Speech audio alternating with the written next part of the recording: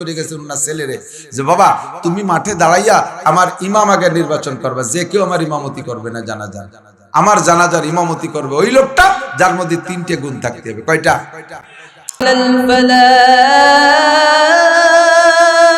খাজা মঈনুদ্দিন চিশতি রহমাতুল্লাহ আলাইহির জামানায় ভারত উপমহাদেশের তৎকালীন বাদশার নাম সুলতান শামসুদ্দিন আলতামাশ রহমাতুল্লাহ আলাইহি।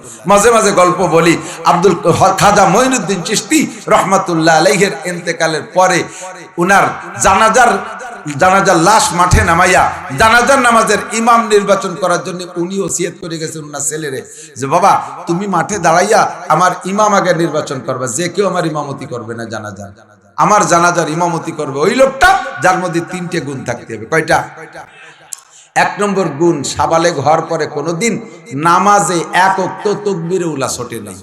নামাজ তো কাজা পরে, এক ওয়াক্ত নামাজও তাকবীরে উলা ছোটে নাই। তাকবীরে উলা কারে কয়? ইমাম সাহেব প্রথম তাকবীর দিয়ে আল্লাহু আকবার কে সানা বাঁধে কিরাত শুরু করার আগে নামাজে জয়েন করার নাম তাকবীরে উলা পাওয়া। এটা ছোটে নাই কোনোদিন। এটি এক নম্বর গুণ। দুই নম্বর, আসরের আগে 4 রাকাত কবলাল আসর সুন্নতে গায়ের মুআক্কাদ আছে, এইটাও কোনোদিন ছোটে নাই। যেদিন থেকে শুরু করছে ওই 4 রাকাত ছোটে নাই। আসরের ফরজ নামাজ তো ছোটেই নাই, আগে 4 রাকাত সুন্নত পড়তে তাও ছোটে নাই। 3 নম্বর, ইচ্ছাকৃতভাবে কোনোদিনও কবিরা গুনাহ করে নাই। তিনটে গুণ। ওনার জানাজা মাঠে নামাইয়া লোক কি পরিমাণ? 16 লক্ষ মানুষ উপস্থিত হয়েছে জানাজায়। ওনার চেহারা থেকে একটা নূর চমকা ছিল, এই নূরের খবর পাইয়া হিন্দুরা এসে দেখতি, নূর দেখে 1 লক্ষ হিন্দু ওই জায়গায় দাঁড়ায় মুসলমান হয়ে গেছে। কেমন মানুষ! এনার জানাজার ইমামতি করতে হবে। দাঁড়াইয়া ছেলে ঘোষণা দিলেন, আমি আব্বার ওয়ারিস, আমার সবচেয়ে বেশি হক, কিন্তু আব্বাজি ওসিয়ত করে গেছে, ওসিয়তের সামনে আমি টিকতে পারি নাই। ওসিয়ত হলো আমার আব্বা বলেছেন আব্বার জানাজার ইমামতি করবেন যিনি, তার এই 3টে গুণ থাকতে হবে। কে আছেন? এই গুণের মানুষ চলে আসেন।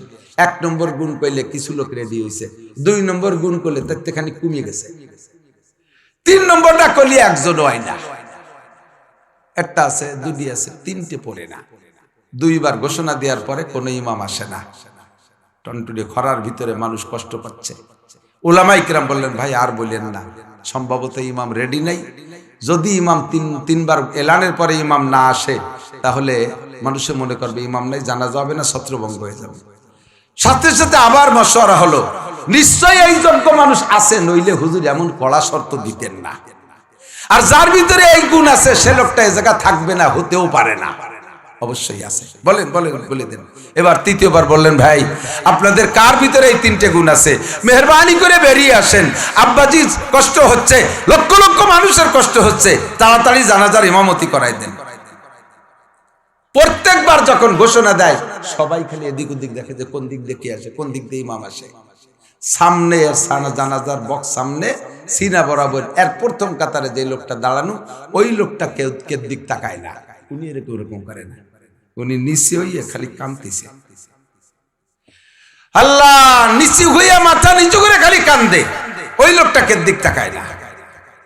3য় ঘোষণা দিলে এবার উনি উঠে আসলেন, এসে খাজা মঈনুদ্দিন চিশতি রহমাতুল্লাহ আলাইহির গলা জড়াই ধরিয়ে, লাশের গলা জড়াই ধরিয়ে কপালে চুমু খেয়ে বললেন, হযরত 3টে গুণ আপনার থেকেই আমি সবক নিয়ে আমল করছি এতদিন, আর আপনি বলেছেন কেউকে নিজের আমল প্রকাশ করবা না। আমল করে প্রকাশ করলে সেটা রিয়া হবে, এটা শিরিক ফিল ইবাদত হবে। আমি এটা করেছি, আমি ওটা করেছি, আমি মাদ্রাসা করেছি, আমি মসজিদ করেছি, আমি ঈদগাহ করেছি, আমি সরমুনায় 14 বার গেছি, তবলিগি 50 সিলে দিছি, আমি 5 বার হজ করছি, আমার নাম আলহাজ। একতি যাও কাজ কিছু করে খালি গল্প, খালি গল্প। লোকটা বলতেছে, হুজুর আপনি নিষেধ করছেন আমলের কথা প্রকাশ করতে, তাই এতদিন গোপন রাখছি। আমি মরার পরে, আপনি মরার পরে আমার এই এত মানুষের মধ্যে অপমান করে গেলেন কে? আপনি বললেন গোপন রাখবা, তাই তো গোপন রাখছি, এত মানুষের ভিতরে ওপেন করে দিলেন। হুজুর তার জবাব দেয় না। জানাজার ইমামতি করলেন, জানাজা হয়ে গেল। যেই লোকটা ইমামতি করলেন এই 3 গুণের অধিকারী, উনি কোনো মাদ্রাসা শাইখুল হাদিস না, উনি কোনো নাম করা প্রসিদ্ধ পীর না, উনি কে? তৎকালীন এই উপমহাদেশের শাসক সুলতান শামসুদ্দিন আলতামাশ রহমাতুল্লাহ আলাইহি। على الفلاح